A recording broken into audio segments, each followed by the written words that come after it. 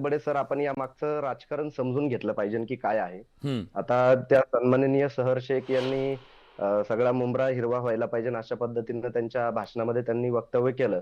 जर त्यांना राष्ट्रवादी काँग्रेस शरदचंद्र पवार यांच्याकडून उमेदवारी मिळाली असती तर त्यांनी हर घर तुतारी आणि रामकृष्ण हरी असं बोलायलाही कमी केलं नसतं.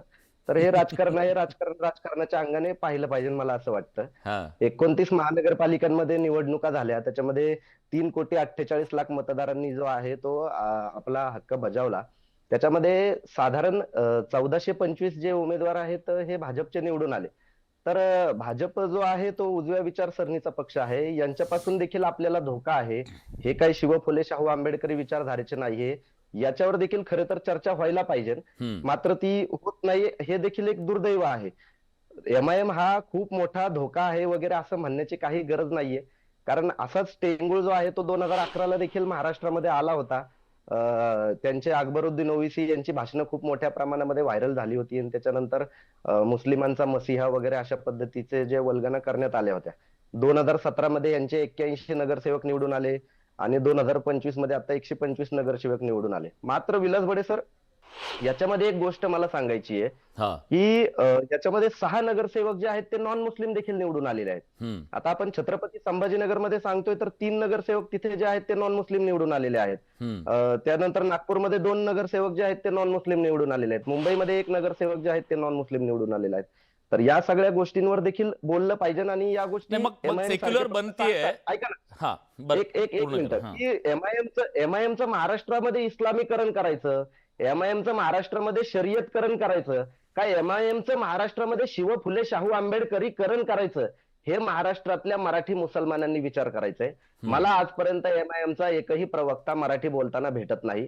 ही सगळ्यात मोठी शोकांतिका आहे. एमआयएम महाराष्ट्रातला हा आमच्यासाठी काही धोका वगैरे नाहीये.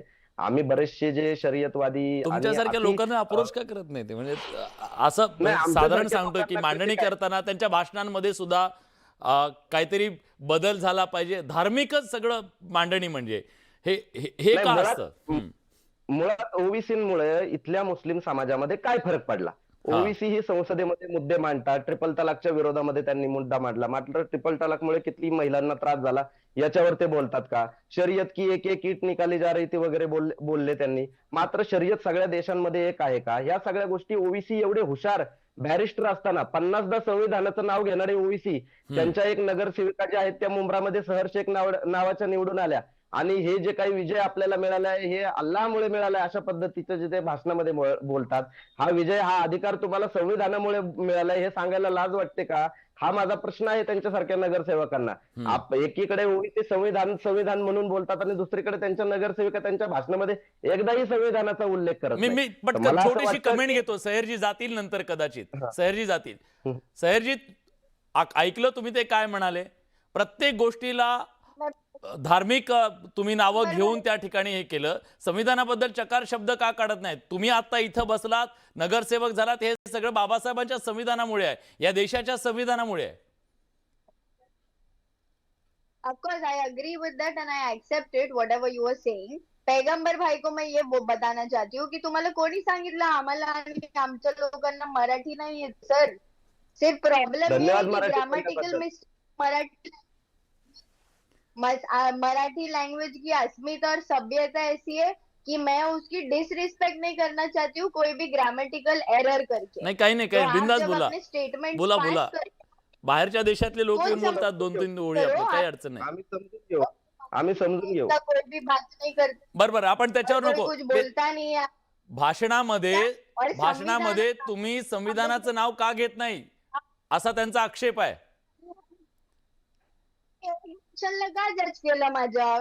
का तुम्ही एकही भाषणला तुम्ही जज केलं? असं कसं? 3 दिन ही हुआ है निवडणूक होके, इलेक्शन के रिजल्ट्स आके 3 दिन में पूरे इंडिया ने मेरे को जज कर लिया कि नहीं किया. उसके पहले की सब स्पीचेस उठा के देखो. तुम इतना अपने लोगों को अगर समझ रहे हो, जान रहे हो, तो उसके पहले की स्पीचेस उठा के देखो. उसमें तुमको पता चलेगा कि इंडिया टीवी माझ्या 2:15 बजे से हम इंटरव्यूज दे रहे हैं. उनके इंटरव्यूज चेक करना. आप अपने स्टेटमेंट जारी करने के पहले पूरा होमवर्क करो. और होमवर्क करने के बाद किसी के ऊपर एलिगेशन लगाओ। सर, तुम्ही इसको किती होमवर्क करून रिस्पेक्टफुली आला मैं हे डिबेट आम्हाला करना समजतं चाह रही थी, आता बट आप सह्याद्री. शायद चाह तुम्ही और तुमच्या ऐसा अगर निवडणुकीच्या आप रिया नंतरचं किया पहिलं उससे भाषण पैगंबर करता को क्या आणि प्रॉब्लम है? निवडणुकीच्या नंतरच्या पहिल्या भाषणामध्ये संविधानाचा उल्लेख देखील करत नाही तुम्ही. निवडणुकीच्याच पहिल्या प्रॉब्लम हो भाषणामध्ये रही तुम्ही है क्यों? संविधानाचा हम नहीं उल्लेख बोलते करत कि नाही भगवान तुम्ही. भगवान की तरफ से हमको मिली चीजें, अगर बोला जाता है अहो भगवान तुम्ही का नाम लिया संविधानाचा जाता है, अगर उल्लेखच केला तुम्हारे नाही साथ तुम्ही जिंदगी में कुछ त्याच्यामध्ये. अच्छा हुआ है, मत तुम्हारे साथ जिंदगी तुम्हाला में कुछ मतदानाचा अधिकार अच्छा हो रहा संविधानामुळे है, मिळाला त्याच्याविषयी तो एक बोललाच नाही चीज तुम्ही का ताई.